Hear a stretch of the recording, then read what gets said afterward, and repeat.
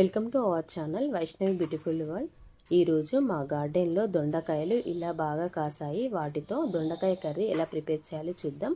దీనికి కావాల్సిన ఇంగ్రీడియంట్స్: పెసరపప్పు, సన్నగా తరిగిన దొండకాయలు, ఉల్లిగడ్డ, కొత్తిమీర, మిర్చి, వెల్లుల్లి, కరివేపాకు. ముందుగా స్టవ్ ఆన్ చేసి బౌల్ పెట్టి ఆయిల్ వేయాలి.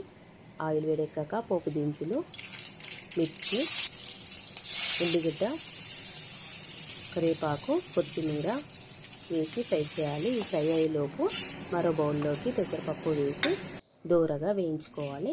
ఇలా వేగిన తర్వాత వాటర్ పోసి కడిగి నానబెట్టుకోవాలి.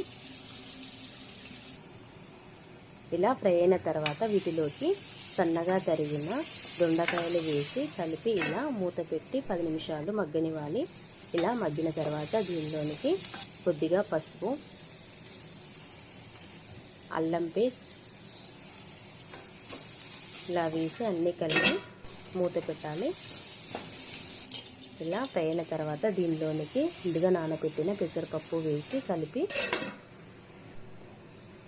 ఇలా మగ్గిన తర్వాత దీనిలోనికి కొద్దిగా కారం, రుచికి సరిపడినంత ఉప్పు వేసి కొన్ని వాటర్ యాడ్ చేసి కొద్దిగా ఉడకనివ్వాలి.